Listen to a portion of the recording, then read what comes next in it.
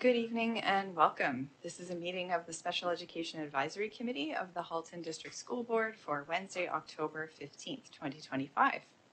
First, we'll start the evening with a roll call to record who is in attendance. Please answer yes or present when Katie reads your names. Kate Lambacher, Association for Bright Children.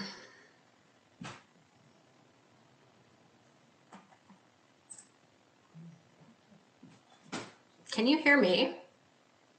Okay. I did not. Kate, I think I see you in there, but I can't hear you. Can you hear me now? Yeah, I can hear you now. Okay. Okay, great. Thanks, Kate. Amanda Winch, Autism Ontario. Here. Jennifer Laguerre, Autism Ontario. Present. Oh man, I'm going to mess this up. I'm sorry. I think I do it every time. Yelena or Yelena? Yeah, you got it. Yelena. Okay. Thank you. Yes, I'm here. Hello. Thank you. Sierra Kernick, Community Living Burlington. Sophia Siddiqui, Halton Down Syndrome Association. And Melissa Dockeray from Easter Seal, Sense Regrets. Aaron Spruill, Voice. I'm here right on time. Wonderful. Kaisa Klassen, Member at Large, Censor Regrets. Katie Schleifer, present. Tara Conley, Member at Large. Yeah, I'm here. Perfect. Trustee Ahmed. Trustee Baxter. Sorry, Carol. Good evening. Trustee Oliver. And Trustee Zhang will be late today. So we have Superintendent Ruddick. Good evening. And Principal Spruin. Good evening, everyone.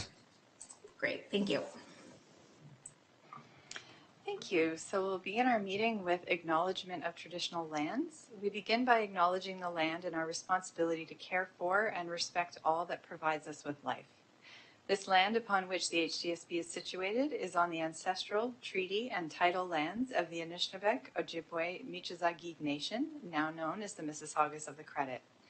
Michizagig territory in the past and present continues to host both Indigenous and non-Indigenous peoples. The HDSB is committed to continuous knowledge building with respect to actions that address and resolve the ongoing impacts of colonialism. We do this by learning and understanding the true history, treaty obligations, duties and responsibilities, and Indigenous rights, while actively maintaining mutually beneficial relationships and collectively respecting and caring for the land. We'll move now to approve the agenda for tonight's meeting. Would anyone like to move a motion to approve the agenda this evening? Aaron Sproul will. Oh, okay. You go first, Aaron. Great. Moved by Aaron, seconded by Katie. Thank you. Are there any modifications or amendments that need to be made to the agenda this evening? Okay, seeing none. Is there any opposition to the agenda as it now stands? Seeing none, the agenda is approved unanimously. Thank you. Next is approval of our September 17th, 2025 meeting minutes. Are there any errors or omissions that anyone would like to highlight at this time? Okay. Would anyone like to move a motion to approve the minutes?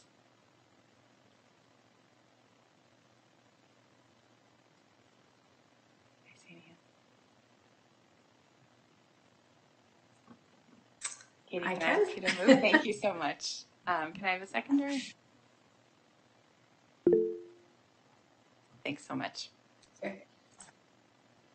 Okay. Is there any opposition to the minutes as recorded? Please indicate so now. Seeing none, the minutes are approved unanimously. We do not have any action items this evening, so we're going to move directly into our SEAC discussion and question period. And we're starting off this evening with a presentation on the budget. So happy to welcome Superintendent of Business Services, Roxana Nikoy. Is Roxana? Oh, there she is. Good evening, Superintendent Nikoy. Good evening, everyone, and thank you for having me this evening. I'm just going to share my screen.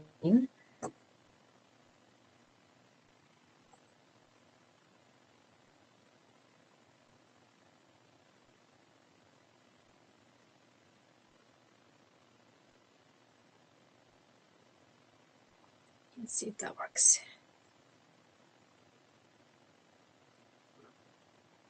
All right. So I just wanted to take a few minutes this evening to kick off our 2026-2027 budget process. We are starting early this year because we are looking at a year of continuous declining enrollment and funding pressures. So we are looking at having to balance our budget and align our resources to the funding. I'm just going to go to the next slide here. There we go. Now more coordinated. So I wanted to take a few minutes just to give you a bit of a landscape in terms of what we are facing from a perspective of core education funding, looking at our enrollment trends in the past as well as for the next 4 years. A little bit of an overview of how we are funded and especially how special education is funded and expenses. These will be from the current 2025-2026 year, as well as a review of flexible and inflexible expenses and what are the next steps in our budget process. From a perspective of the core education funding, we do have a number of pressures, and you are familiar, I've mentioned this one before, with the first one on the list. Back in 2014, 2015, so about 10 years ago now, more than 10 years ago, the special education grant was reallocated provincially between school boards based on data that was available at the time. That resulted in Halton losing revenue in terms of the funding. The funding model hasn't changed since, so we are at a disadvantage position from a perspective of the core education funding. There is a little bit of an update in terms of using some of the new census data, which is being implemented over a 5-year period. So we're hoping that the demographics will be picked up through the use of new data and impact positively all funding allocations, including a portion of the special education grant. Federally, we have been mandated to increase the contributions to statutory benefits, which are the CPP enhancement, and that was 1% increase from an employer perspective as well as an employee perspective. For that contribution, our total cost and pressure is about $6 million a year. There has been no funding change, so that is remains one of our largest pressures.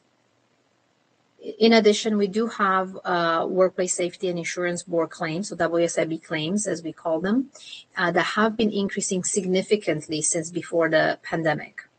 Again, the funding source and the funding for benefits overall, whether they're insured or statutory, they have not changed in terms of the percentage of funding as a proportion of salaries. Roxana, do you want to take questions as you go, or do you want to wait till the end? Absolutely.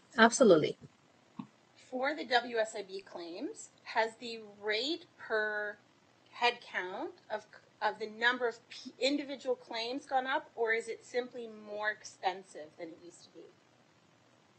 That's a great question. It's actually a bit of both. So the amount per claim increased as well as salaries were increased over the last couple of centrally negotiated contracts. As well, there have been a significant increase in claims. One of the reasons, so there's increases, our top categories are slip and falls, and concussion, and the other one is mental health. Mental health was added a few years ago, and that contributed significantly in an increase in overall claims. Are there, just out of curiosity, are there any active programs within the board to try and look at that issue specifically? We are certainly through health and safety as well as wellness, working in partners with the SBCI, the School Boards Cooperatives Inc., We do have several programs in place in looking at supporting the employees through the process and return to work. There's other programs in place as well. I don't have the full details of that. They're not under my area or department, but we do have internal as well as consultants that we use in this manner.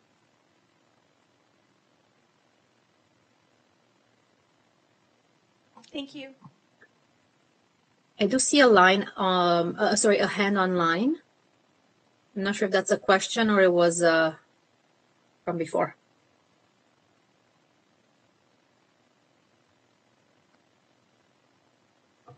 Yep, go ahead, Katie.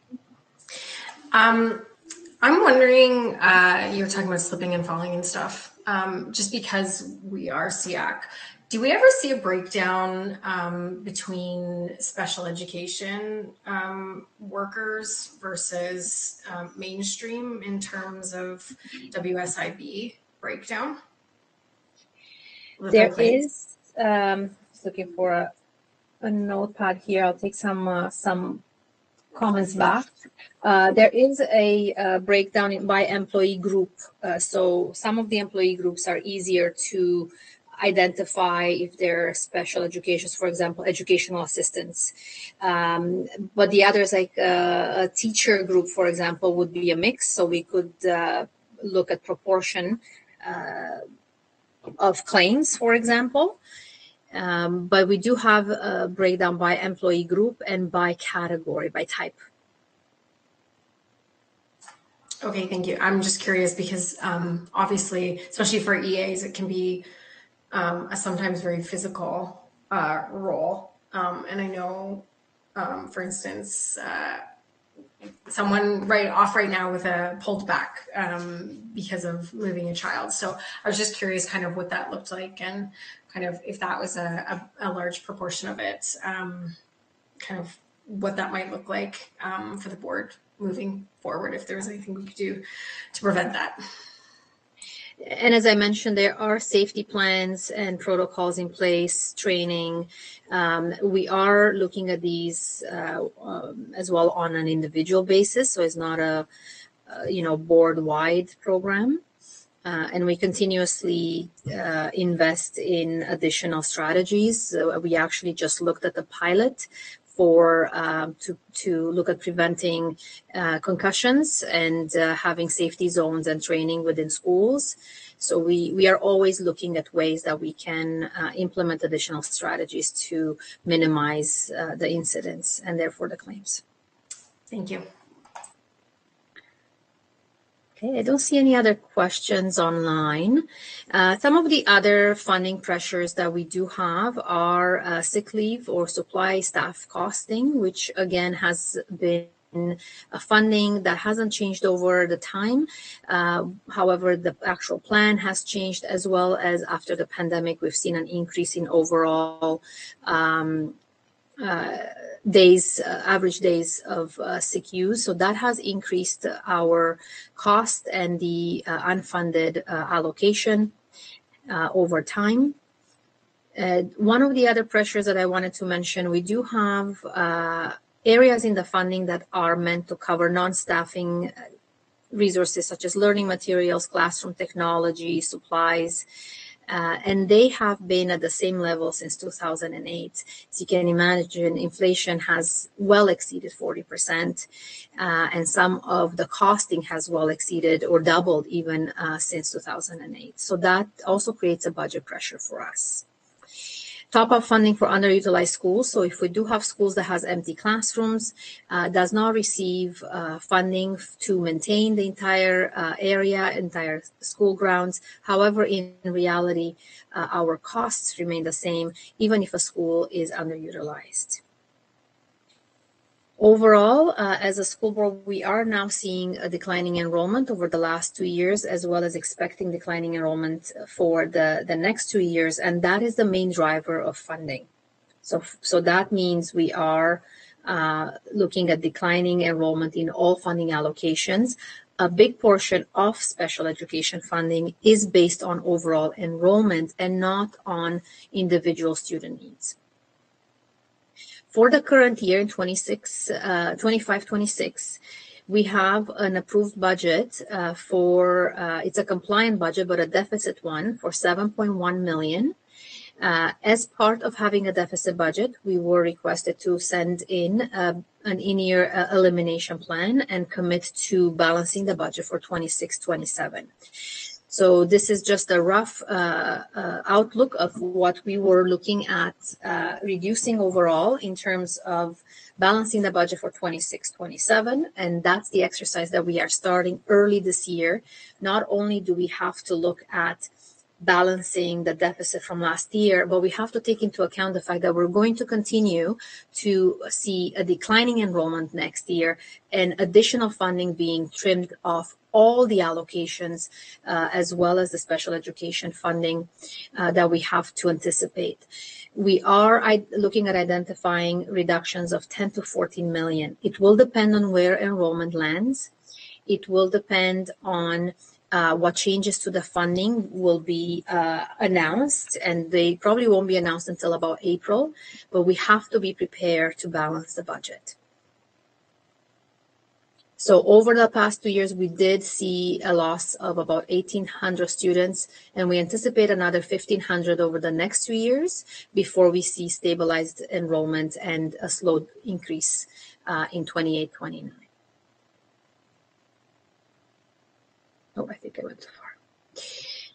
This just gives you a bit of a graphic of the enrollment history and projections. So from 2018-19 to 28-29, in terms of elementary supply panel, this one is the elementary slide. You can see that we've had an increase in enrollment until about 22-23. Then we're going slowly down until about 27-28, when the enrollment is stabilizing and starting to expect some growth in 28-29.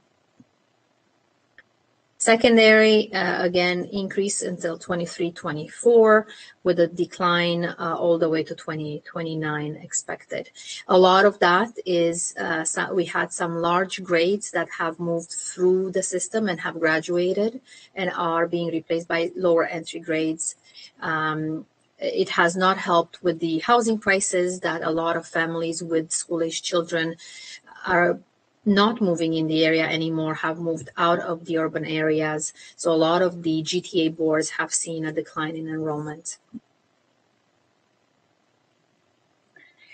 So if you've heard me before in previous years, I do give a bit of an overview or a summary of how school boards are funded. Last year, so I should say in the last budget presentation, we've introduced the new categories of funding. So what was called the Grants for Student Needs, or the GSN, for the past many years has changed. It is now called Core Education Funding. 18 different funding allocations were merged into 6, which I've identified on this slide. So right now we are looking at the Classroom Staffing Fund, which really looks at the staffing that are for student-facing. Learning Resource Fund includes staffing outside of the classroom, as well as learning resources, technology, professional development, things like that. Special Education Fund remains on its own without any changes, except for less enveloping restrictions as it pertains to special education equipment amount, which is now part of the overall funding for special education. School Facility Funds is looking at the operations, repairs, and maintenance of school buildings at school sites, so school grounds. Student transportation has remained on its own allocation, and School Board Administration Fund has also remained by itself. The main driver for funding is student enrollment, as I mentioned before, and being a declining enrollment board means that we are losing funding in all the allocations, even if our expenses increase. So I'll give you an example. We are losing funding in the school operations and maintenance fund because of the declining enrollment, but we're opening a new school. So our expenses are actually increasing, but we're losing funds because of overall enrollment decline. That same impact is seen in special education because, as I mentioned before, a part of the funding is based on the overall enrollment. Other factors are class size, the condition of schools, some demographic and student needs, and other socioeconomic data. So when we are going to see the full implementation of the 2021 census data, we are hopeful that the updated demographics of the Halton region will provide a positive impact on the overall funding. Roxanne, if I could just pause so Kate can ask a question. Of course. At what point, and I know this makes everybody upset, but at what point in declining enrollment of an individual school do you consider closure and redistributing those students to other schools? That is an excellent question as well. We do have an annual long-term capital accommodations plan that is considering potential school closures, school openings. Unfortunately, there has been a moratorium on school closures provincially since 2018. So we are not allowed under the regulation to consider school closures. It's something that is still under review at the ministry. Unfortunately, they have not made any updates or movement in this area. And we don't have an option. So we have a couple of very small schools. But we can't make that decision. We can't reallocate them to another school because of regulatory and compliance issues. One more question around that. What are the rules around partitioning schools for other use, like to a daycare facility or something like that, where that unused space could be used in a way that generates enough income to cover the maintenance? Because obviously you can't just let anyone walk into an elementary school there for safety reasons, but is that allowed? Is that a thing that's ever considered? Space reuse? Absolutely. We do have community use rentals in our schools, our gymnasiums. We do have our before and after care programs that are licensing our spaces, so various classrooms after our school day. And the child care providers in particular have a restricted area so that they have the same area all the time. It is sectioned off from the school, but they do have frontage to the parking lot so the parents can drop off their little ones separately from the main school doors. When we look at the use of schools, especially for elementary, we don't allow other agencies, adults in the same area where they could have access to students. So we're very restricted. We haven't really sectioned off permanently any of our schools. We do have the option of right sizing some buildings. So if we had to remove excess spaces, we can ask for some exemptions. But all in all, we do short-term rentals and permits of our space outside of school hours. Thank you. Go ahead, Katie. I don't know if you'd have this information, Roxana, but I do see a trend in Halton specifically where when students transition from elementary to secondary, there is a shift from the public board to the Catholic board because there's no longer religious requirements. Do you have a data point that kind of lets us know how big that exodus is from the public to the Catholic board? Because obviously that would affect funding as well. Yes, absolutely. That is part of our enrollment planning. And on both sides, the students are lost from both boards to both boards. So I just wanted to make that clear. We certainly have pockets where we are seeing a higher percentage of students going to the coterminous boards, and there's other areas where we receive a higher percentage of theirs. So both school boards have that data. We have committee in place this year. It's a working group, student retention working group that is looking at programs and how we can meet the needs of our students and retain as many as possible, as well as attract students from the coterminous board. So there's changes already in place.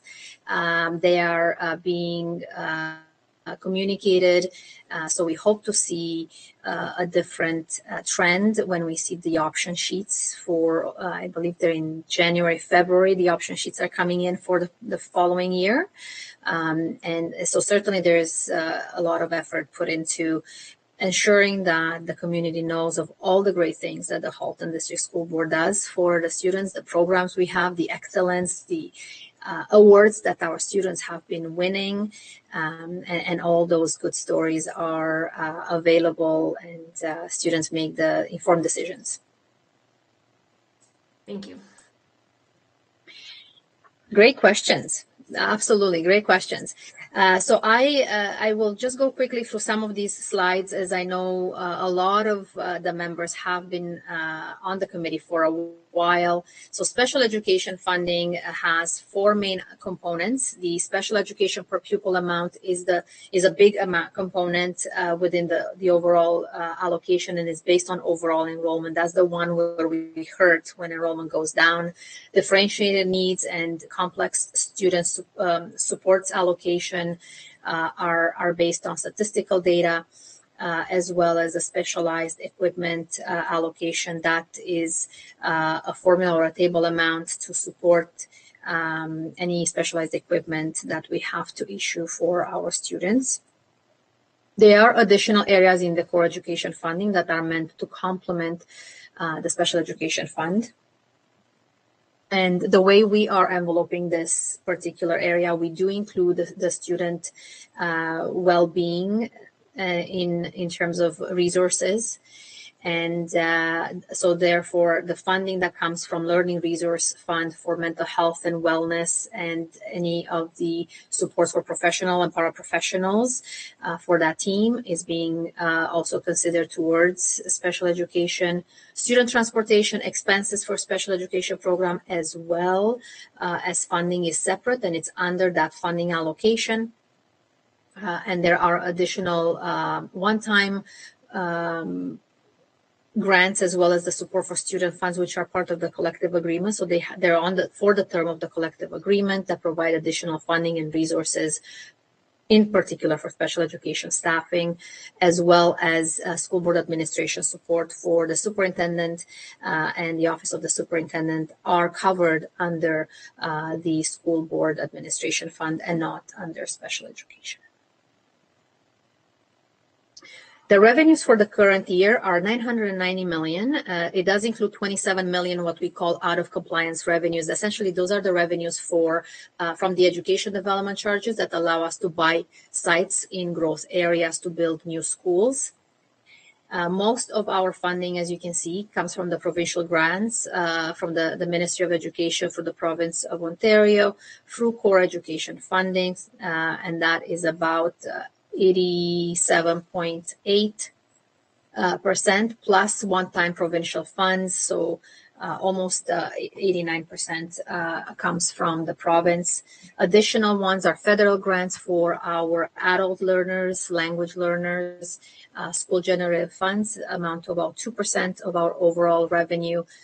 We do have some investment income depending on our cash flow position and the timing of when we have to pay our bills, payroll, as well as purchase any sites for new schools. We are a declining enrollment board, but we do have pockets of growth. So we do have, schools under construction, a couple more schools that we are planning to build in North Oakville and South Milton as well. So this is just a table of what that 990 million looks like in terms of provincial grants, federal, and all of those other. And they compare to the revised budget for the prior year. At the time when we did the budget analysis, we didn't have the year end. We're just finalizing the year end for 24-25 currently. So that's why we're looking at the revised budget as a cycle for comparison. Expenses are 970 million. And if you take away from the 990 revenue, the 27 out of compliance, you'll see that we're 7 million short. So therefore, you have that deficit for 7.1 million that I mentioned before that we have to eliminate. Most of the expenses are spent on the instruction, both in the classroom and supporting our students and schools, as well as transportation for 2.2%. Pupil accommodation refers to school operations and maintenance, portables. That's just a ministry category. They call it pupil accommodation. That's about 13, almost 14% of the overall allocation, and administration is about 2.2% of our funding. Here's a couple of different ways to look at the budget. 80% of our budget is staffing. We are a service organization, so that is the bulk of our costs. And out of that, we are about 75% staffing is in instruction, about 3.5% is in maintaining the schools, and 1.7% for administration. 20% is of the overall expenses is the non-staffing category. And as you can see, the bulk of that goes to the pupil accommodation or the repairs, maintenance, and groundskeeping, cleaning of schools. As well as 2.3% is the student transportation. And this just gives you the dollar values against those categories that amount to the 970 million. So if we look at the special education in particular, this is the special education and student well-being. This is the funding. You will see that the actual special education fund totals about 122.7 million. We do bring in an additional almost 16 million from the support for student funds, as well as the other core education funding area that I mentioned earlier that are meant to supplement the education, the special education allocation, for a total of 138.5. You will see that the year-over-year increase is only about $1 million for special education. That, when you look at you put it into a perspective that our costs for compensation benchmarks were about 3%, and most of that cost, actually in special education, a lot more than 80% is salaries. You can see where we lose funding as a result of declining enrollment. That should be at least 4 million increase year over year if we did not have declining enrollment. And you'll see that in the next slide when you're looking at the expenses year over year is an increase of 4.5%. And that is centrally negotiated increases to collective agreements, to compensation for the most part. So this just gives you the main categories of the special education expenses. All in all, we are underfunded in this area, and we continue to lobby with the ministry to consider looking at the formula, looking at the data behind, and aligning it to the needs of the students. This slide here is just a snapshot of the special education and student well-being staffing by employee group, and a little bit of a breakdown of the professionals and paraprofessionals, and as it compares to the prior year revised budget. So you will see there were not a lot of changes made, a few changes for class size based on enrollment. and some temporary educational assistance that were not, the funding didn't continue for them. I don't see any questions. There are a lot of the areas in the funding or the budget, I should say, that are not flexible. And when we're looking at balancing the budget, we can't really look at this. So we have to take away anything that is mandated by class size or other staffing ratios that are tied to collective agreements. We really have no say in terms of what our contribution should be for statutory benefits, insured benefits, pension costs. WSIB claims are what they are. We have actuarial trends to give us a bit of a perspective of what to budget. At the end of the day, we have to true it up to where the actual claims come in. We also have other things like utilities and the main softwares that we use that we don't have a lot of say to reduce those. On the contrary, if Microsoft comes and says, we have a 25% increase in licensing fees for next year, as a customer of theirs, we have no power to really negotiate with some of these really large companies. So a lot of our funds are not, or the expenses are not able to be cut back just because we want to balance the budget. But there are areas that we are looking for as part of this exercise, and everything is on the table. And that is why we've started very early to consult with you very early in the process so that you have time over the next few meetings to have some more wholesome discussions and provide some feedback into what we could consider. I have shared this with the committee, so you have the ability to sort of look at what are some of the flexible areas that we've listed here. I'm not, in the interest of time, I'm not going to go through all of them, but you do have them for consideration. And just quickly in terms of next steps, we are going to be speaking to the Halton Union Council next week, as well as the Parent Involvement Committee in November, and the board, the Committee of the Whole, on November 18th. We'll continue the discussions through December and again February through May, but we do have to make preliminary decisions quite early in the spring so that we can react when the grants come out, sometimes in April. I'll stop there and see if there are any questions.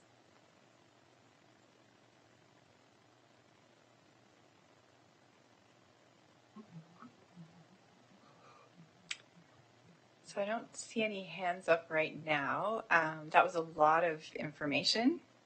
Superintendent Nicoy, thank you so much for that. I think what we were hoping in terms of strategy around getting feedback from SEAC members is to sort of let all of this percolate for a month or so. For some of our committee members are representing associations, so perhaps take that back to other members of the association to get some thoughts and feedback, review some of the material that you've presented, and then we are planning to set aside some time in our November meeting to have a discussion, perhaps in breakout rooms, to talk about some of the things that were on that list. I believe we'll have a copy of the presentation that we'll share with committee members after this meeting, so everyone can sort of sit with it for a little bit and be ready to have a more fulsome discussion in November, which is also the meeting that we're hoping to have more people attend in person, which kind of makes conversation a little bit easier sometimes. So we'll have a hybrid option in November. So as I'm rambling on, I haven't seen any other hands go up. So, Tara, go ahead. I'll get one in right before we end it out. So just really quickly, you mentioned something about the number of WSIB claims and that you were looking at some initiatives to try and mitigate some of the circumstances that trigger those WSIB claims. I'm curious if that's an internal decision or if that's triggered by anyone within the WSIB noticing the uptick in claims. It is an internal decision, but it is something that we always collaborate with the sector. So in discussions with other school boards, looking at what strategies others are implementing, we are trying to benefit from the collaboration. And so this one is outside of the WSIB, but we do have a number of initiatives that are suggested from WSIB as well. So it's a little bit of a mix. Perfect. Thank you. My pleasure.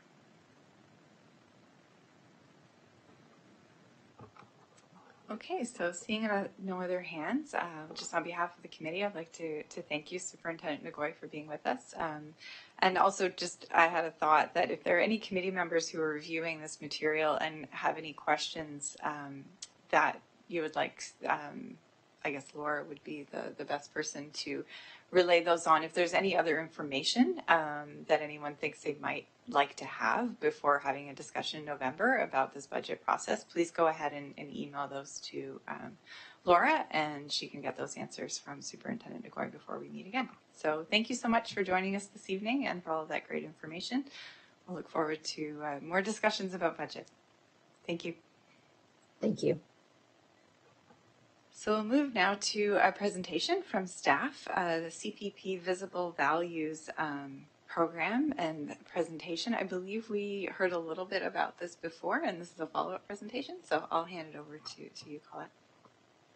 Yes, and I think actually Angela is here. So this is a little bit of a baton that Angela has picked up from our outgoing VP of Special Education, Stacey Farrell-Bangerner. So Angela, I'll turn it over to you to do the introduction. Thank you so much. Well, I'd like to welcome Ryan Canelish here with us this evening. He's one of our instructional program leaders that works really closely with all of our Community Pathways programs. And I'd also like to welcome Oliver Clark. He's one of our Communication Center assistants at Craig Kielburger Secondary School. And together they are going to present to you the visible values that they have seen and the results that have come out of the work that happened last year at Craig Kielburger. Thanks, guys. Thanks, Angela, and thank you, everyone. Hello. That's a tough presentation to follow up. I will say, I mean, there was lots of great information there, but one of the programs where I do know that our enrollment is increasing is our Community Pathways program, because we do such a great job. So on that note, I do have a presentation to share with you to talk about our visible values. Now, have I done this in a while? No, but I think I can manage. If someone could just sure that is presenting properly. Yep, looks good. Excellent. Oh, there we go. That's better, right? Okay. Yeah, so I will pass it over to Oliver shortly. As Angela said, my name is Ryan Canelish. I'm an instructional program leader with special education. Brief intro. If you haven't heard about Visible Values and what we've been doing, perhaps you have. I'm just going to do a quick recap of what we've been doing across the board, and then Oliver is going to talk specifically about what has been happening at his school. So this is, as Colette alluded to, this was kind of the brainchild of Stacey Farrell, our former principal, and Angela Sobe also did lots of work in getting this started 2 years ago. So this is what really drives our work. This is our why, and our belief in our growth to our independence in our students for life after 21. This stance is really rooted in our belief that all of our Community Pathways programs need to be focused on our relationships, our integration, our student skill development, and the experiential learning that they have in our program. So this was the question. So 2 years ago, I'll just give you a brief history that Stacey kind of posed to our communication center assistants and also to our admin that supported those communication center assistants at our 7 sites. And how is it that we believe our students' potential, regardless of perceived challenges, differences, are visible in CPP? So what are we seeing in our Community Pathways programs that we really, what do we want to see? How do we know what's going well? What are the observable things that we see in CPP to know that it is going well, whether we're looking at our students, our educators, our community, and our parents and guardians as well. So this is what came out of that brainstorming, if you recall. Stacy probably talked about the toast activity where she got together with our CCAs and men. They put a bunch of stickies up, and they would have, kind of collated all of that information about what was important to them in CPP. And it boiled down to four main areas, and it was kind of collated into this framework. So it was a focus on relationships in CPP, the integration of our students' skills and growth, experiential learning, and that was kind of all on the foundation of having good and effective communication across all those panels, and the foundation of deliberate staffing for our admin when they are placing our teachers and our educational assistants in our Community Pathways program to support our most vulnerable students. So this was what kind of started our work. We shared this, the CCAs took that and shared it with their schools. We didn't really tell them how to do that. They went back to their schools, and the hope was that they were going to pick one of those visible values and take that back to their school and focus on that for the previous year. So this is kind of a 2-year plan. We're in our second year right now. So last year they would have focused on one of those values: relationships, integration, growth and skills, or experiential learning. Take that back and really talk about what was important to them. Pick one, and then within each one of those values, they would focus on what that looked like and what was visible to them. So if they picked relationships, they were going to talk about what that looked like from a student to educator perspective, educator to educator, student to student, and then CPP to the school and community. And obviously, we didn't give them any explicit instruction as to what that looked like. All of our sites are unique, so we kind of left that up to our CCAs and our admin to lead that work in the schools. The accountability and monitoring that we had, so we have check-ins throughout the year. Myself, I meet with the CCAs monthly, and then we also have, it was Stacy last year, and now it's Angela, meeting with our CPPs and admins twice a year. So all of our work is kind of grounded and rooted in the visible values right now. We're looking at tracking in the progress of students, specifically with Retopia this year, but also on our IEPs, reporting periods, and any school data. Oliver's going to touch on some of that. All of that work, all of that visible values work is meant to be tied into a school SIPSA, so that everybody can monitor and report on that. That really included our admin and made our staff feel that they were really valued and part of the school community. Obviously, we did present this. It was probably Angela and or Stacy presented the initial sharing of this. And then as the next one says, our goal is to bring a different one of our Community Pathways programs to SEAC throughout the rest of this year and give you an update of how it's going. We're having some positive impact on our staff and students, and we hope to share that with you throughout the year. Last year, we did have a grant that Stacy applied for as well that really helped to move this along and provide our staff with, with whatever they needed, whatever resources kind of fit into our grant, which was very helpful. Stacy did apply for that again this year, but did not receive it.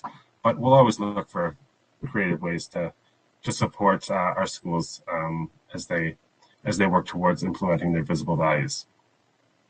And with that, I will pass it on to Oliver. Oliver, you're up. Great. Thanks, Ryan. So I'm Oliver Clark. I'm the CCA at Craig Killer Secondary School. And with the grants, one of the things that we noticed a couple other schools, the welcome mats were really welcoming. At CK, we, people entered the building and didn't really know which area for a Community Pathways program and different things for the parents, and when people come to visit. So what I applied for and put together, part of the grant was for this great mat. We have two actually, the CPP doors, and it's just a way to welcome people into the program and into our space. Credit-bearing students use this area too, but it's mainly for the busing for CPP. And so we'll go to the next slide, and visible values at CKSS. Together, the educational assistants, the teachers, Leah McCann, who's our VP at the time, we all got together and we worked through the different visible values, which one we want to focus on. And the one that we focused on was relationships. This personally wasn't my pick. I had a different one that I really wanted to focus on. In hindsight, I'm glad we took the team approach and looked at this visible value for CK, because this has made a massive impact on our students, their families, and the community. To make this happen, we had our plan of action. So I'll have the slides up here, and as you read through those, let's put some extra comments on as we're going. And during the 2024-25 school year, there's lots of planning around visible values, from PD sessions, CCA meetings, department meetings, EA meetings, release time, to work with other schools and see how ideas from both schools could be implemented at each other's school. The main thing is that visible values stayed and continues to stay at the forefront for the goals for the students, and really making the program as best as it can be through relationships. So one of the things we do is get together every year for Jays Care Baseball, and this will be our third year coming up to it. Today we had a competition that was run through Jays Care, so schools across the province who are affiliated put together a photo that's sent in along with a Jays Go cheer. And this has been a great piece because it's also the relationships with Elsie McGill. So last year they applied through the Jays Care Foundation. We both did actually, but they were approved and received a grant so that we could have an end of the year tournament between both schools at Vines Park and Milton. And it's just a great way to have students, staff, and some of the family members come out and just see their kids have a blast with each other, and just see how strong the relationships are between staff and students across the schools as well. So this is, and when I talked about tracking things and looking at things, so we did this for every student. So we had a relationship with, so the first one is a classmate as a leader. How can we help this person in the current situation? They're fairly comfortable, has connections with classmates or peers. So we have short-term goals, and this one was leadership opportunities to find his voice. The results, so this is 2024 school year. He found his voice that year. He's more comfortable within the school, and he'll go to credit-bearing classes and talk with others. So this is one of our students who's partially integrated. He's very quiet and shy, and through developing those things with him in class, through programming, and he just found his voice. And then I'm not gonna go through all of this, but then we also have a long-term goal. And so these are things that this year when we looked at the student, does the long-term goal now fit the short-term goal? Because that's been met.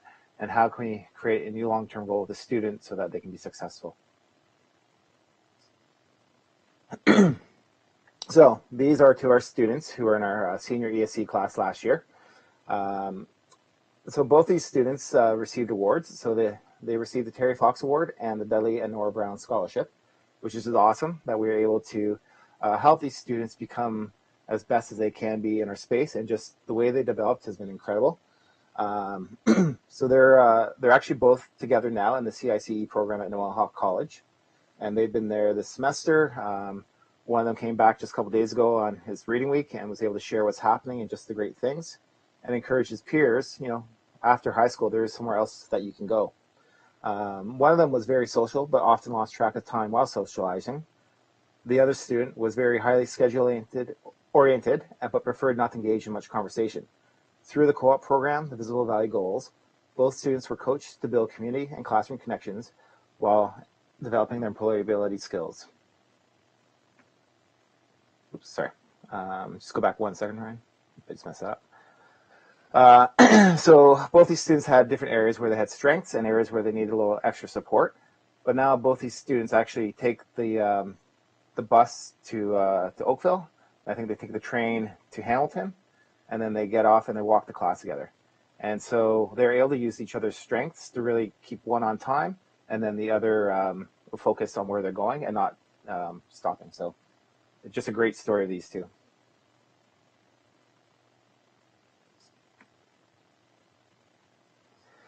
These are some success stories, so I'll just give you a minute to read this. But essentially, the connecting and creating opportunities for students to connect outside of school hours has been great.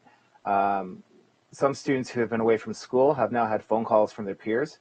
This didn't happen before, so this was very strategic. And what we did is we reached out to parents of the students and guardians, and we asked them, are you okay if we share your number with this other student so that his parents can help contact and facilitate so that you can get together outside school hours?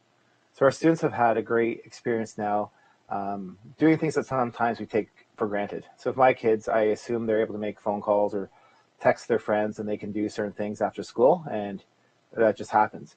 In CPP, one of the big barriers is sometimes connecting outside of school hours. And so, through technology, through talking with parents, we've been able to help these students build those relationships outside of classrooms. And if they are sick or away, they often come back quicker because they know there's someone who cares for them, who is reaching out to them.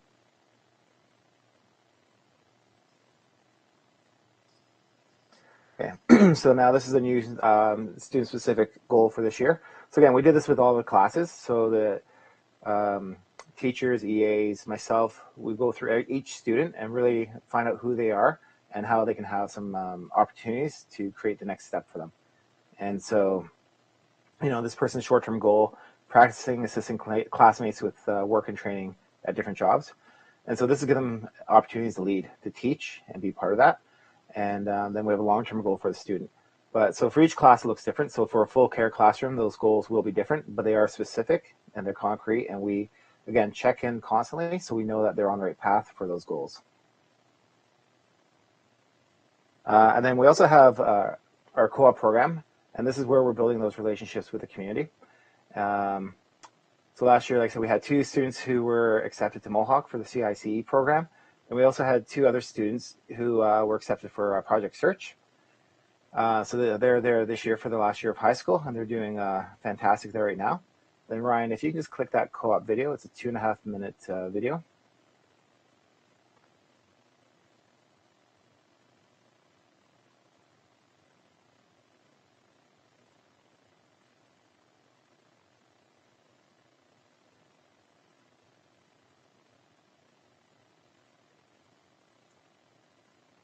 Not coming through.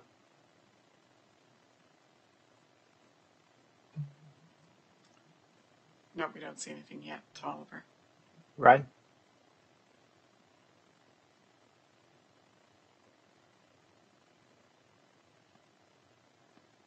Should just pop up in another window.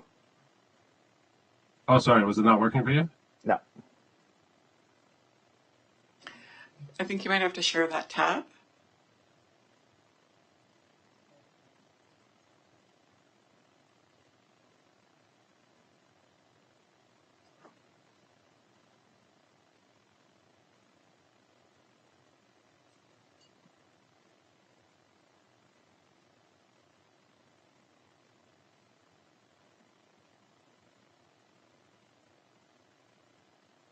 So in the video, just in case it can't play, basically it just shows the different partners who we have in the community. We have Sobeys, Pizzaville, Freshco. Oh, here we go.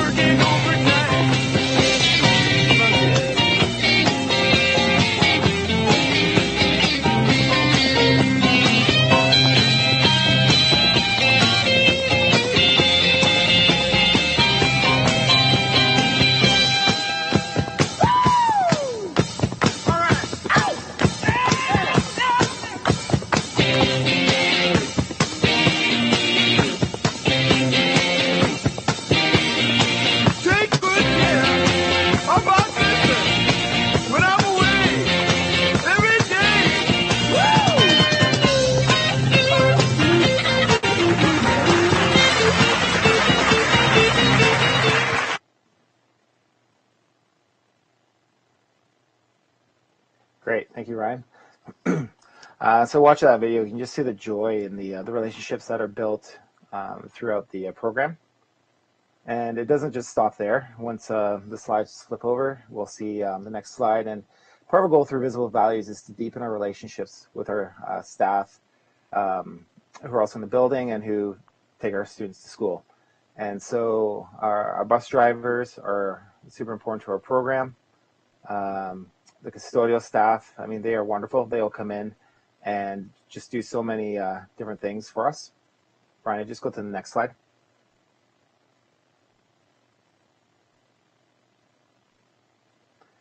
And also with the Visible Value funding, we were able to purchase umbrellas for our staff, for the students outside.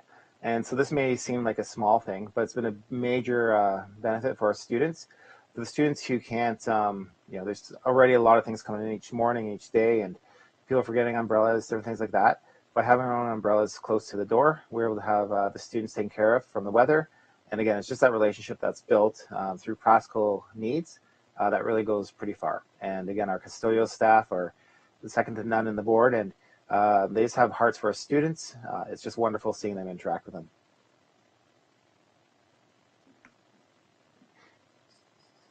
We also have our box office cafe. And so as you saw in the video, this is where students from all the different classes are able to help build relationships with students in our school. It's incredible some of the conversations that you can hear at the box office cafe, and just with credit-bearing students, with our students, and some of the patients and different things that are learned by having our students there and just being part of this this program. We also have some upcoming relationship strategies. So I'm working with our ESL department, and they're going to be creating smartboard paragraph stories that they'll present to our communications class. And part of this is just so that the students in credit bearing can get to know who our students are, and then also an opportunity for our students to give them a platform to practice working on their skills. And so it's just great how the curriculum can be crossed over between departments in the school. And then we also have a lot of our teachers and educational assistants are coaches within the building. And in terms of creating relationships amongst the school, so right there we have 3 staff members from the CPP department and our football team. And it's just great because these students will make sure people move out of the way in the hallways if our students are coming through on their tricycles or things are happening and we need someone to help just help out, and they'll do that. We've also had our football players do in-school co-ops with Mike Burke there on the far right. And it's just, it's great how people can work together and really put the students' needs first across the school building. Our educational assistants, like I said, are amazing. We have them coaching 4 or 5 different sports, and they really love being in the school, and you can just see the relationships that are built, and the help that is for our CPP program is massive, because again, the credit-bearing students will go out of their way to make sure our kids are good. And I know we talked about finances earlier, but I think this does come into play too. So in September of 2024, there were 45 absences in our building. Again, we have a staff of over 30 for EAs. In September 25, there were 29 absences. With that, though, one of our EAs, who's an LTO, actually, she got a full-time permanent position at a different school, and so there's 5 vacancy days there. So really, it's 45 absences in September 2024 compared to 24 in 2025, and that's just phenomenal. That was one of the things I noted in the spring with our administration, that as we focus on values, visible values of relationships between our staff, students, and each other, the support for one another just kept growing and growing, and people really want to be at work, which is massive, because when people want to be there, if there's some aches and pains and different things, people show up, and they're there for the students. I had one EA last year who, she didn't like the classroom I assigned her, that she's assigned to start the year, and we talked about it, we talked through it. At the end of the year is one of her favorite years ever, and she missed 0 days at work. So she went a whole year, originally not wanting to be in that specific classroom, and she was phenomenal there. Again, strategic staffing is a big part, and just seeing and hearing from her at the end of the year how she's appreciative and she's back in that classroom this year, it's just amazing what can do when people are put in a situation that can benefit everybody. And so we are entering our second year of Visible Values. And as I said, we are going to continue. We've already started this on the last PD day, reviewing the goals for the students and consistently going back over them and really making sure we're putting their needs first and where we can support them. So I do appreciate, and it's nice having Stacy as our principal this year, because again, this is what she looked into, got going, and and just the support that we've had at CK. It wouldn't be possible without the people going into it, and there's just been a big change. So very grateful for the Visible Values project. Thank you, everyone.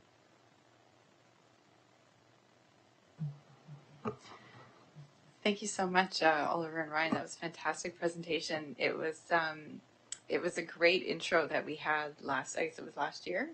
But it was a bit difficult, I think, for me to visualize exactly what it would look like in practice. And it's the way that you've presented it just seems incredible. It really almost seems as though you've enhanced community for the whole school, as opposed to, a program that's simply for the CPP students. With some of the examples that you were showing, it sounds like you've, really been able to impact the entire school, which I don't know if you had anticipated that, but it's absolutely fantastic. Thank you so much for coming in today. We have a question from Sophia. Go ahead. Hi guys, Oliver and Ryan. It was so nice to hear. Can you guys hear me okay? Yes. Yeah, okay. Just to hear what you're doing at the school is incredible. As a mother of a child in CPP and also as a school administrator, I can tell you did list some of the biggest challenges, especially when you talk about EAs, when you talk about morale, you talk about relationships. That is one of our biggest issues in schools. We have lots of absences, but I love that you focused on the relationships and people just getting to know each other. And I think that that's a gap in our CPP programs. I think morale is low. I think there's lack of motivation. And I think the bar is really low, to be honest. I think that we don't see this group of kids as having a lot of potential, and we don't raise the bar. So I love what you're doing with raising the bar. And there were so many things I had questions in my head, and you kind of nailed everything. You talked about high expectations, academic. I love how you did the integration. I think that's another gap too in schools, is that we have great programs in the school. You have, sometimes you have programs like IB or AP, and then you have CPP, but they're disconnected, right? So the CPP kids don't get access to some of those mentors that would be amazing. So I love what you did with the football team. My question would be, and Ryan, maybe you can answer this, is I do feel, unfortunately, there's a lack of consistency between the CPP programs and the board. They're disconnected, and I think that because I represent the Halton Down Syndrome Association, and our families will often share what's happening in different CPP programs, there's a huge gap, where one family will share they're doing some amazing things, another family will share, we don't have none of these things. So I think as a board or as a department, and Ryan, do you service all the CPP programs in the board or a certain area? Yeah, so I support, so Oliver's a communication center assistant, so essentially the department head of CPP. Okay. So I support all of the CCAs in the board, so all 7 sites. So a CCA, sorry, and that was an acronym I didn't get. What does that stand for? Communication center assistant. And that is like a spec ed department head? Yeah, of CPP. Of CPP, right? Okay. So yeah. I think too, especially when if you've been as with any role in any, school or private workplace, when you're in a role for too long, we become stagnant, right? We're not willing and ready to grow. And I think some of the CPP programs have people perhaps that have been in these roles for a while. But I think hearing this, and Ryan, you mentioned that, did all CPP programs last year take part in this program, or were there just a few piloting it? No, all of them took part. Yeah. So everyone should have set a goal and then kind of worked through that goal last year with the second goal. Absolutely. Okay. Yeah. Okay. So I mean, and again, as a parent, we didn't know that. So I think we need to do a greater job also sharing with the community, because we want to celebrate the successes of the program. And I think community involvement or parent involvement, especially with our CPP kids, is so important. So that could be something that we could look at, would be awesome. And sorry, I don't want to take up too much time, Ryan. Maybe you and I will connect at some point, because I do have so many questions. And I would love to be able to help sort of any gaps that we can anywhere in schools. But you guys are doing amazing and incredible.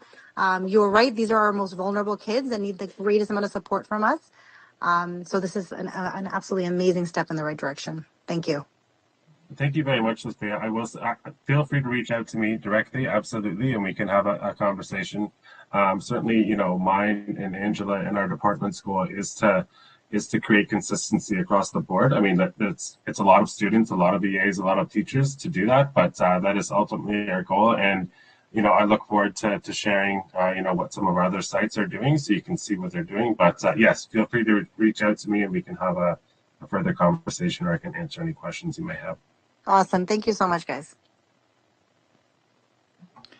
And just to add to that, Sophia, I thank you for your comments. I think you've highlighted some important pieces that are certainly on our radar around building consistency. And I see Angela has popped on the screen, and I wonder, Angela, if you can touch on the K code descriptions. I know that was a big piece of your work when you were in IPL, and that you're carrying that work forward with the team and with Ryan around really rooting our programming in those course code descriptions. So if you could talk to that a little bit.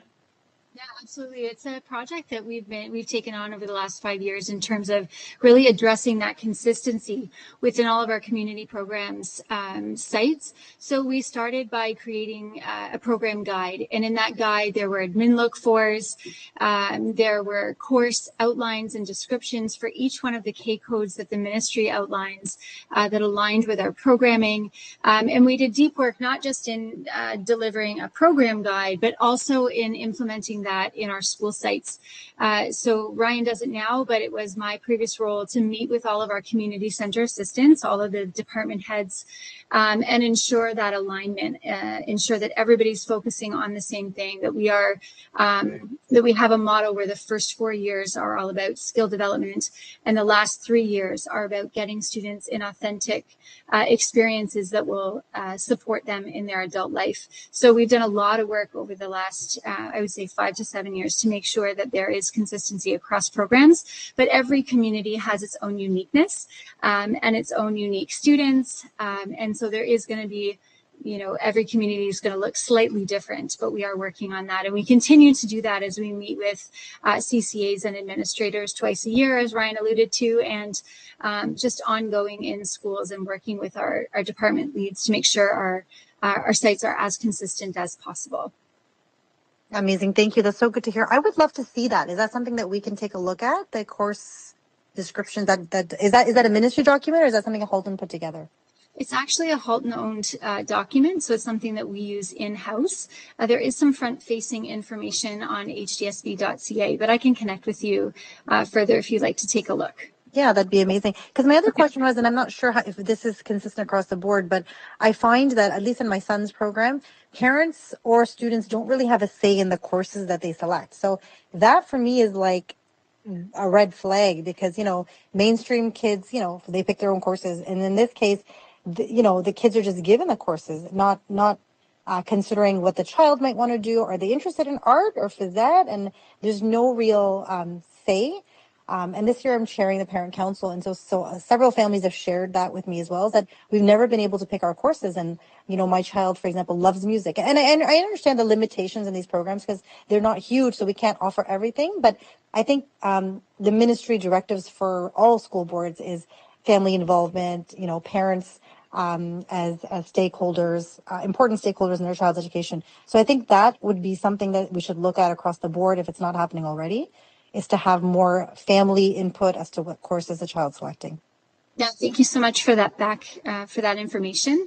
I agree with you that you've outlined a couple of challenges there when it comes to having a full self-selected course outline, but we do work with families in a number of different ways, as you know, and we're happy to continue that conversation and the work and making sure that we have our parents and our communities well informed and involved in what their students are learning in our programs. Thank you. So, second piece to that, the curriculum descriptions was one aspect, and then this work around visible values and really having our 7 sites dive into what's truly important to them and how do we how do they know that they are living up to those values and that those values are visible to families, as Sophia has described, is really a way for us to go deeper in the work and to build that fidelity across all of our sites. So Oliver, thank you so much for having the courage to go first and share your journey and your story. It's outstanding, the work that you and your team have undertaken this year. And that's the second time I've seen that video. I saw it at your grad in June. And it just brings such a smile to see the kids so actively engaged and in purposeful work that is building skills. So kudos to you and everyone at CK. We do have another school that's going to be sharing next month, Robinson. So we look forward to hearing their story, and hopefully we'll be able to hear from all or most of our sites this year around the work. So hopefully you'll get a flavor of the work that each school has undertaken.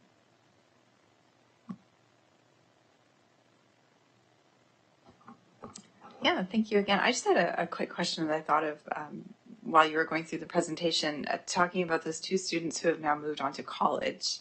And I realize I don't know the answer to this. When you have students from your program that are moving into another educational program external to the board, is there a support from Halton staff to sort of liaise with the other? So in this case, I think you had mentioned two students are going to Mohawk College, I believe it was. So is there interaction between the staff of the HDSB and the program that those students are joining? Is that something that's standard, or is that available if the family feels that they would appreciate that sort of knowledge sharing? I'm not sure So about probably to Ryan. Thank you. Oh, okay. Sorry, no, go ahead, Oliver. Yeah, so I was going to say, so for our families who did look into it, we try to have the parents take the lead, and then we're there to support them. So the big reason behind that is when they're kind of gone from here, when they have other questions and different things, we're trying to help them get to the place where the parents or guardians can help that next step. But we're always there as a support. So when questions arise during the school year, like this year with them, we're here to help support through that. But really, it's a parent-led initiative, with us helping where and what we can, but ultimately it does go back to the parents. And so one of the students we didn't need help at all. The other family we needed help quite a bit, just to help navigate the system. But once they understand it, then there's other systems down the road too that they're going to need to navigate. And so that's kind of what we do in our role, or my role. Great. Thank you so much. I suspected the answer might be a yes to that. I find that often when I talk to staff and learn more about programs, we find out that it's not always well known publicly. They sort of the extra and the extra steps that staff often take to support students and the sort of student-centered philosophy in this board. So thank you so much for that, and thank you again for your presentation. I don't see any other hands, so yeah, thank you so much for joining us this evening. So we're moving on now to our last presentation, also a staff presentation for the evening on the communication program.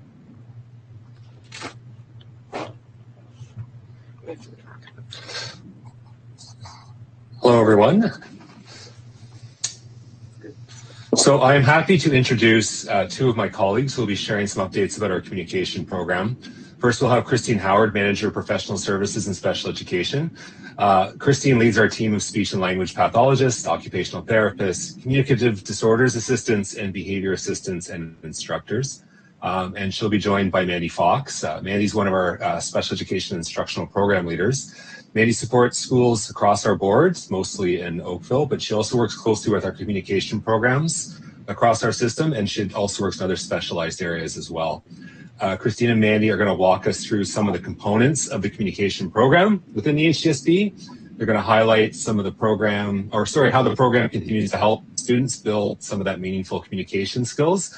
So I will now turn it over to Christine, who's going to lead us off. Hello, everybody. Just so everybody knows, I'm a speech and language pathologist by trade, and so a lot of the experience and previous work I've done with students has been from a speech and language role, and it certainly is a passion I continue to have in the work. And just like we know that a lot of the students that are in the communication program do end up in some of our life skills classes, it's why we particularly have this program so that they can build something as core as communication, and through a variety of means, because again, for a lot of our students, speech is not necessarily their whole way of communicating, or not a possibility in some cases, but we still want them to have a voice that's represented, and we want them to have a way to be able to have agency and autonomy in their own lives. So we're really trying to promote that. The communication program, because of the kinds of students that are in it, it can be challenging to come across with a completely transparent process for it, because all the students are coming in. Yes, we're asking them to have a variety of pre-communicative skills, but they're all coming in with their own strengths in their own ways, and we want to try to build upon those individually for each student, and each student is coming in with their own, like I say, their own profiles of strengths and needs, and so we want to have consistency across our programs, like we were just talking about with the CPP, but we also want to have individualization for the students, and we want to have as many students as possible access our programs, so that they have the benefit of the program.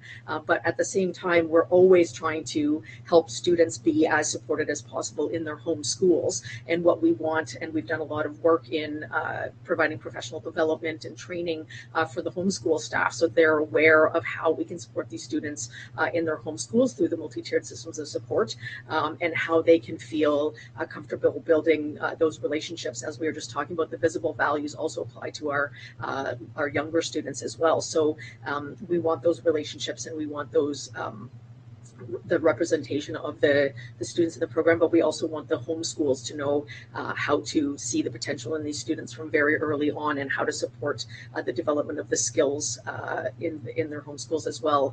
And then we want the communication program to be seen as one option, but not the only option for our students, so that they feel part of their home communities as well. So we've done a lot of work in the last couple of years, really trying to make the entry process and the exit process as clear and transparent as possible, and to have very clear criteria for who we are looking at in terms of applications of students. Conan, if you could just go back one page, please. Thank you. So as you can see here, the communication program, we do use a total communication approach. So we are always looking at trying to help students develop functional communication. And sometimes speech and language looks at the functional communication approach as slightly different than sometimes behavior analysts do, although we work very closely with the behavior analysts in the board and behavior analysts outside of the board. We are often looking at communication as not just a requesting modality, but we also want students to be able to comment, to answer questions, to ask questions, to form those social relationships. So when we are thinking about what is communication and what do we want the communication program to be like, we really want it to be developing, yes, functionality, but also the development and the use of language for a variety of purposes for these kids. Because when we think about ourselves, we don't only use language to request or protest. We really want people to be able to make comments and to request continuation, to have an agency in what they would like to be able to do, and to build those social relationships with their peers.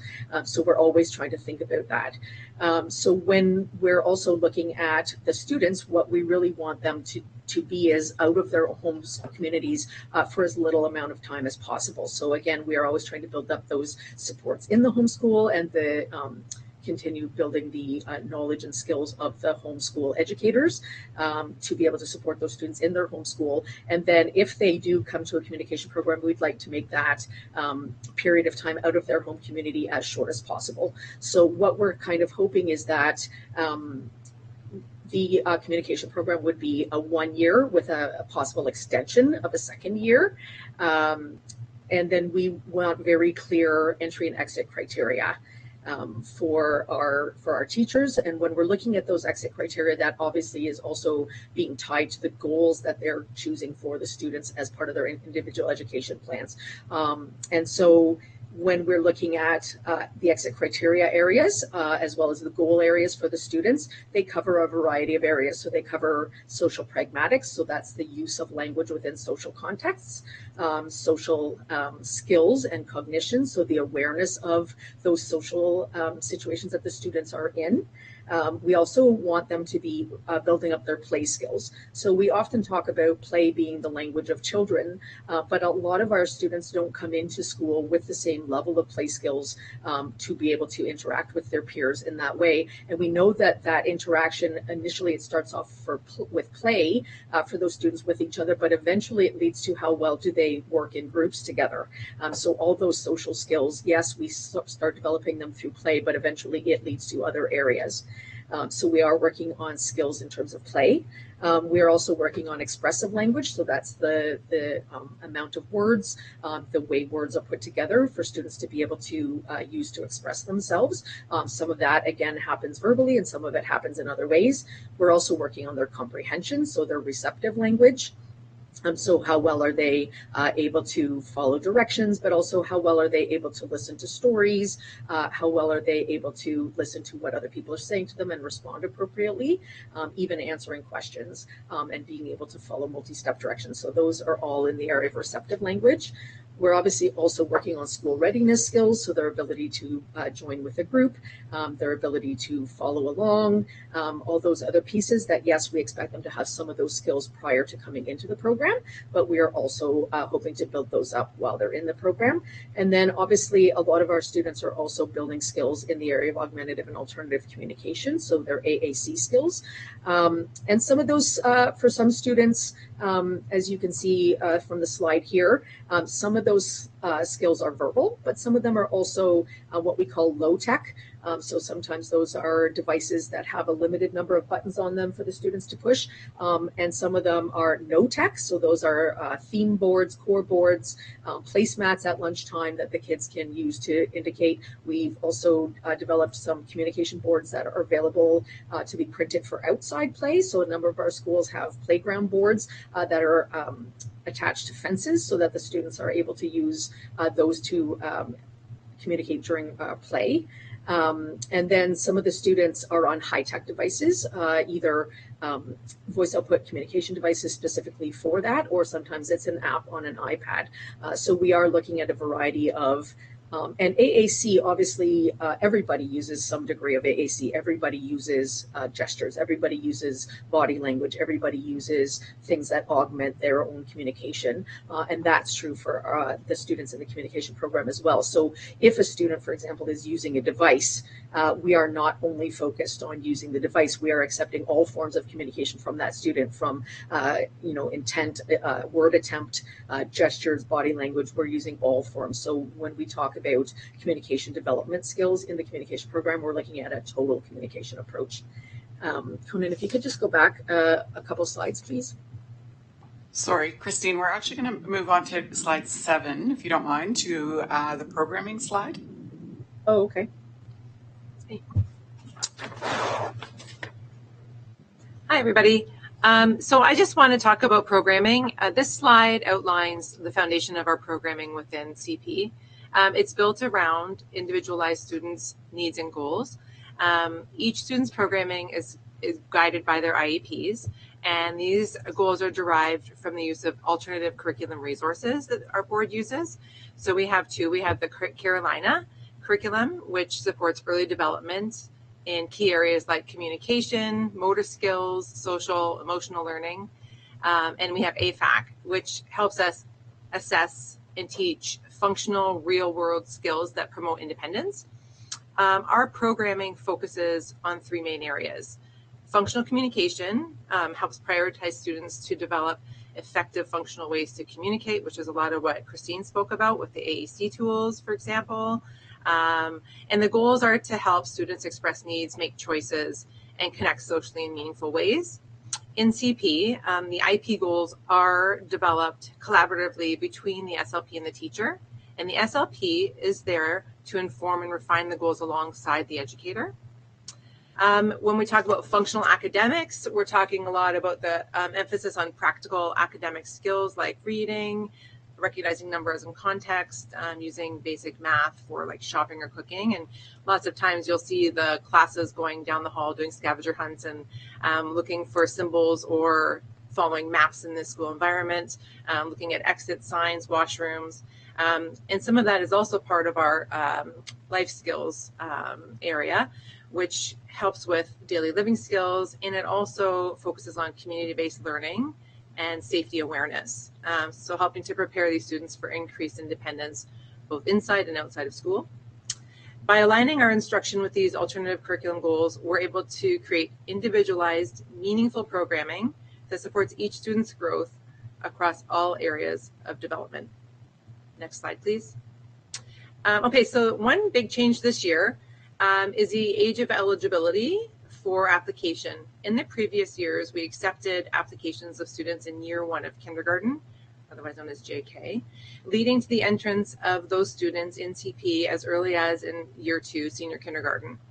Applying in year 2 of kindergarten with the earliest entry to CP being grade 1 allows students to get the full benefit of a 2-year play-based FDK program.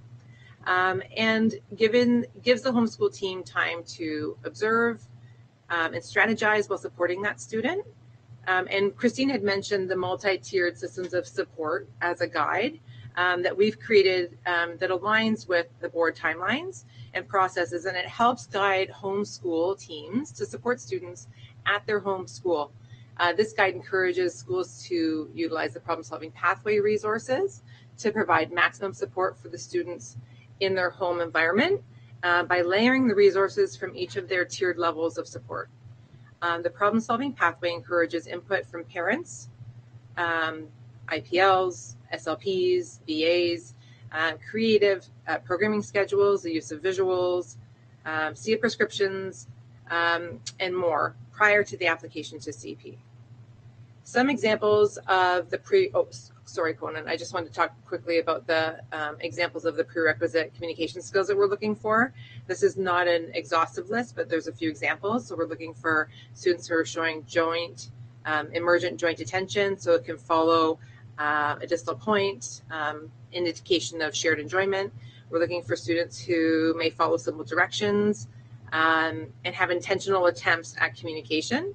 And the emergent understanding of symbolic representation. So they understand that pictures, actions, and gestures may represent objects, peoples, or actions. You can go to the next slide now. So this is where our classrooms are found. There are 12 in total, and they're at the following schools. Each year, the class locations are revised based on the applications and needs in different regions, and classes can and do move in response to system needs. You can go to the next slide. So that's a pretty quick burst on CP. We're looking for any comments, questions, and feedback. The floor to you.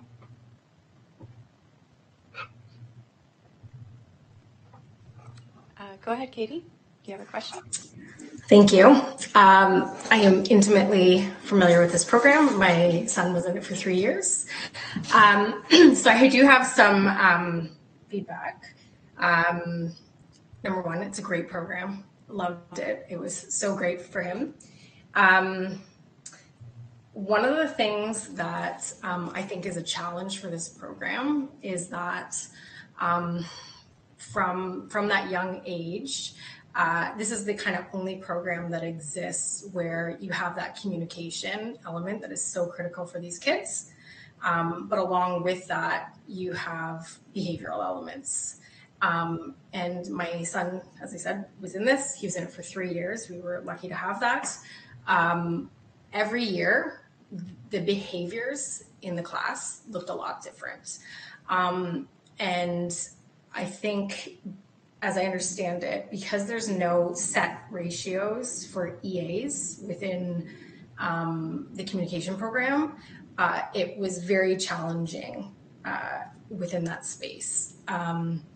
And I just wonder if there's anything within the board where they're going to have maybe like re-examine that and look at set ratios of EAs within that classroom, because even though there might be an allocation for that child to have a specific amount of support, ultimately it doesn't necessarily follow the child. It's up to the admin to determine where that person goes. And because the behaviors can be so varied during different times of the years and stuff, even though the program as a whole was so wonderful, it did create like some very challenging elements within the program. Now my son is gone into mainstream, that looks a lot different from those 3 years in a contained classroom. And I know some of the kids will go to a CPP program, but I'm just kind of like, would you be able to comment on that? Because I think that's something, it's such a unique program, and there's no like option outside of, if you're looking for that communication element outside of the communication program. So Conan.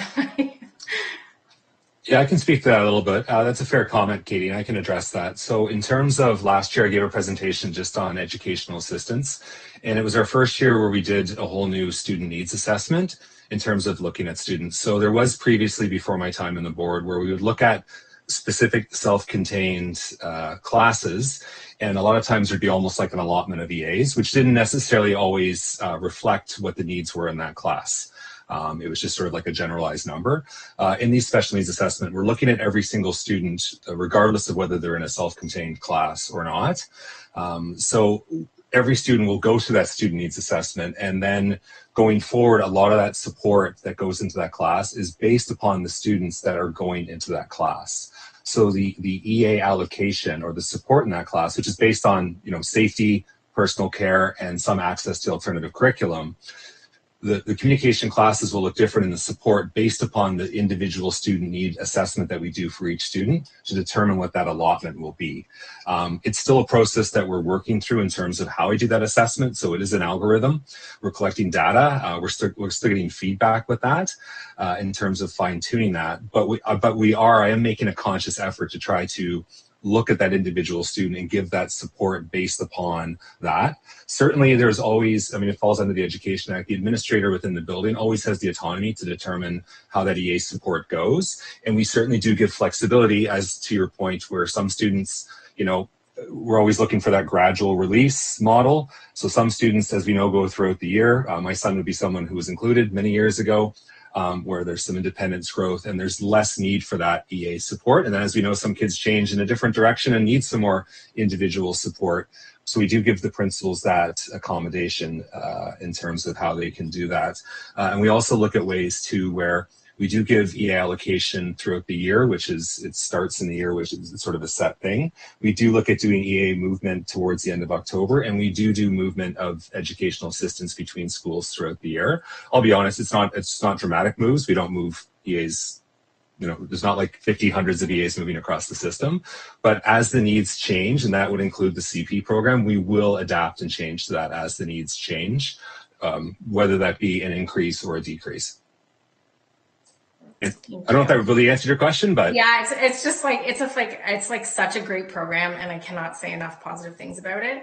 I think one of the most challenging parts is like oftentimes communication comes with behavior, right? Because they're unable to communicate the way that their peers might be able to, and so it creates like this interesting dynamic that the teacher has to manage the program. Like it's a tricky thing, and so that's kind of it was helpful. I don't think it's black and white. It's just something I want to bring up. One other thing that you mentioned, and I just to speak back, and I know we're running out of time, so I'm so sorry, but I love the communication program, so I have to comment. You were talking about expression and communication, and a lot of the kids within this class naturally are learning to communicate and using different vehicles to do so. One of the things that I thought would have been a great opportunity when my son was in the program is to do more with peers who are in mainstream, because obviously they communicate differently. So because it's a self-contained class, a lot of the communication was internal to that class. So they were communicating, maybe using pet cards or an AAC device or what have you.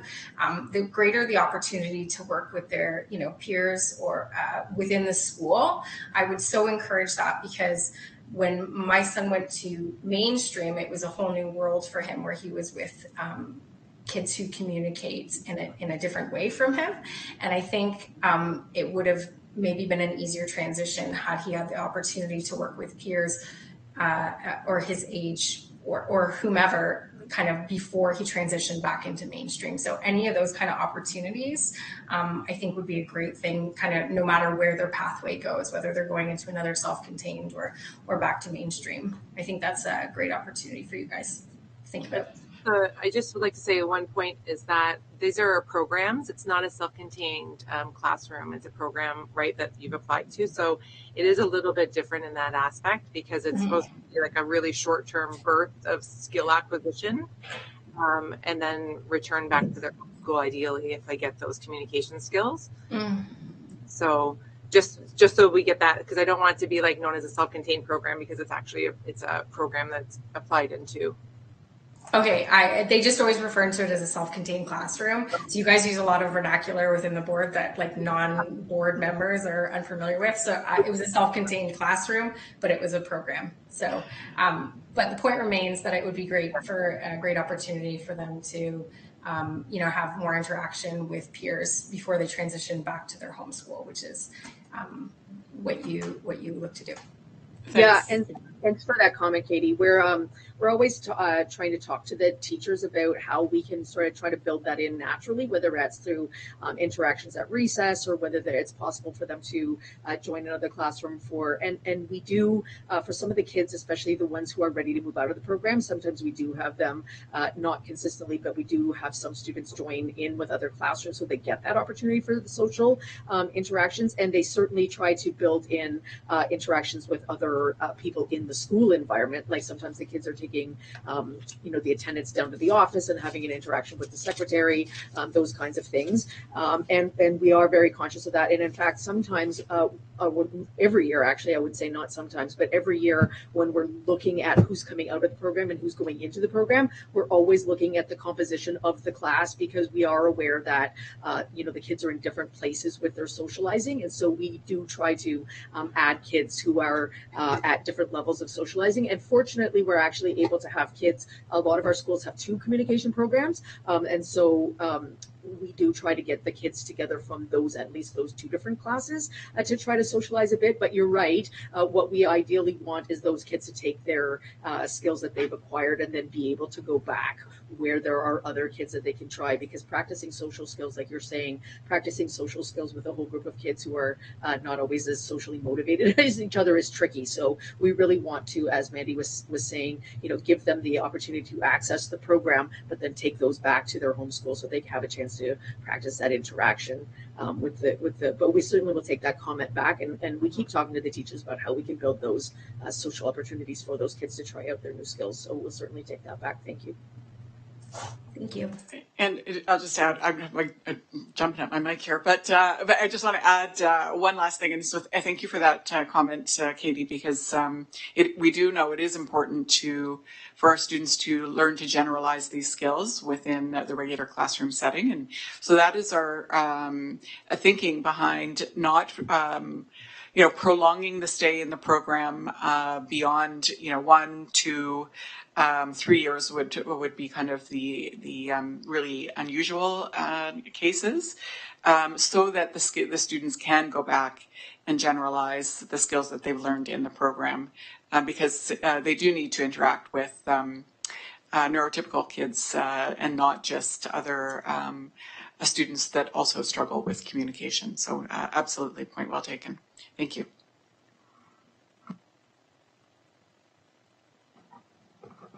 Are there any other questions for our staff team before we let them go? Okay, I don't see any. So thank you so much for coming and joining us this evening and sharing some information about this incredible program. I appreciate it.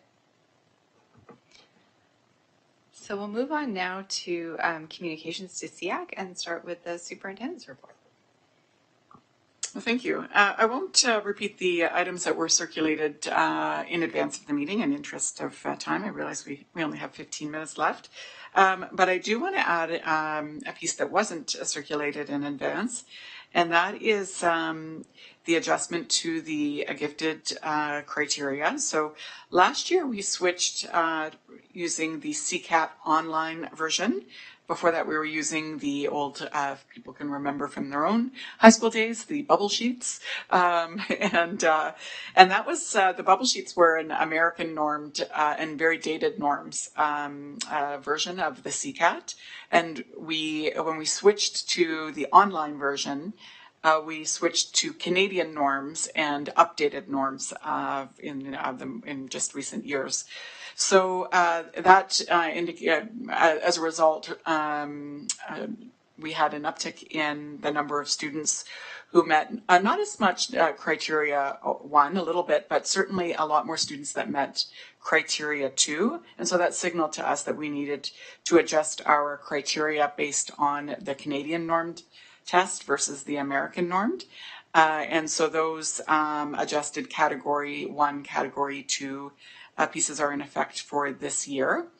It is on our website, and I'll circulate it to SEAC, but I won't go into the nuanced details. It's quite technical for this group today.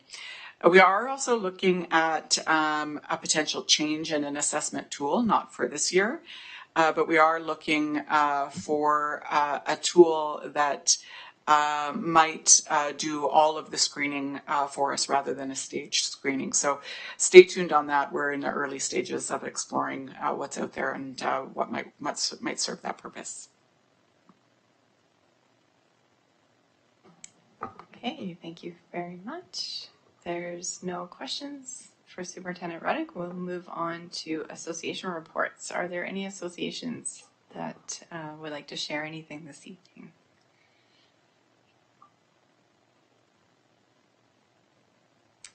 Okay, I'm not seeing any hands. So we'll move on to the trustees report, and I'll invite Trustee Zhang to share with the group. Thank you. Hello, everyone. Okay, today I have 2 things to share with all parents and the committee. The first one is the PIC conference.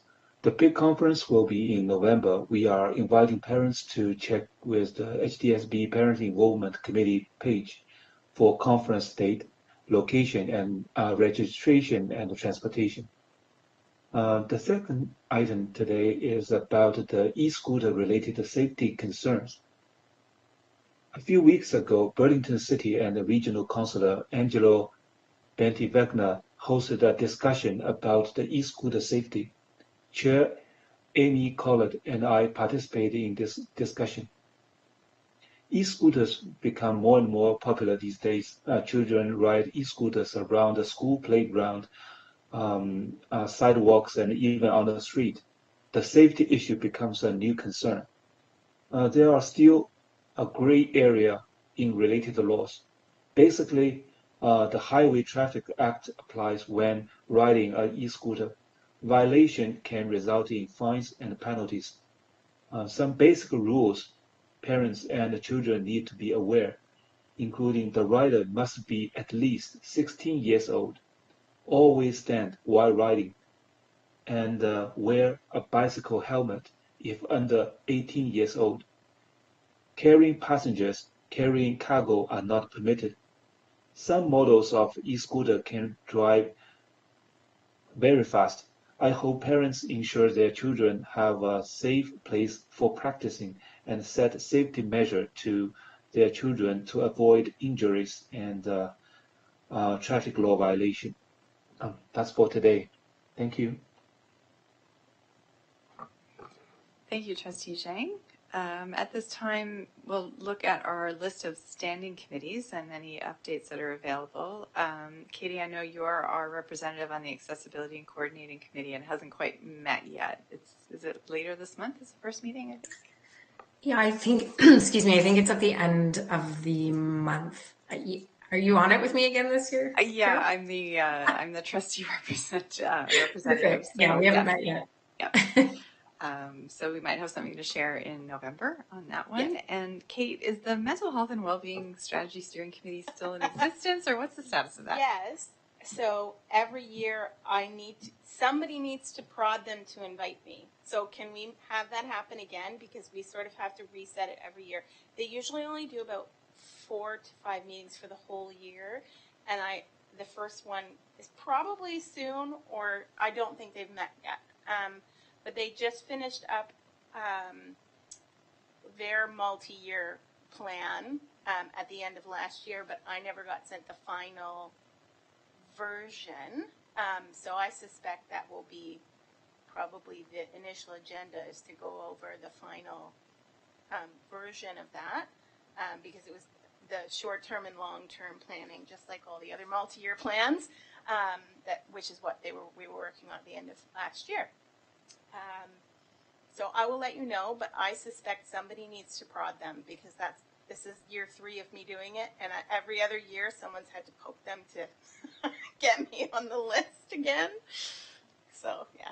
Okay, definitely. We'll make sure that happens. Thank you so much. So we're now at item 5, which is the order paper or next agenda. If there are any items or ideas that anyone has that we should be adding to our future agendas, please go ahead and raise your hand. And as always, if you think of something or hear of anything in the community that you think would be of interest to SEAC, please do reach out to Laura anytime by email. So this, just a quick reminder as we come to the end of our meeting, that our next meeting is November 12th, and we are planning to have that one as much as possible in person. So as always, Google Meet is available. The hybrid option is a great one for accessibility, and the priority is to have as many committee members able to participate in discussion as possible. But for anyone who is available and able to come to the board office in Burlington for the November meeting, we will bring some dinner in beforehand, so hopefully that takes a little bit of the pressure off of eating before you come, and then move into our meeting. So there'll be more information and a request for confirmation coming from Laura soon on that. But please just make a note in your calendars, not only of the meeting, but to try to attend in person if that's possible. And then just a quick reminder to any of our committee members who attend on behalf of an association. We talked about this before.